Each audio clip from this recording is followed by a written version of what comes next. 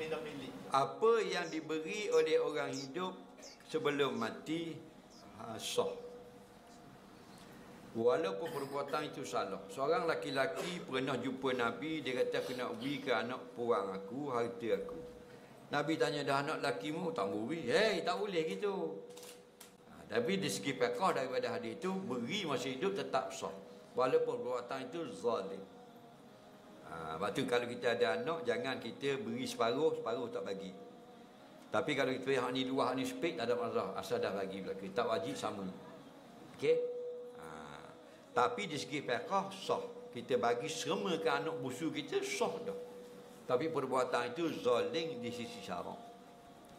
Okey? Ustaz, kalau anak dia kata ayah derhaka pada anak, macam mana? Sebab macam dia kata macam ayah dah adil ya.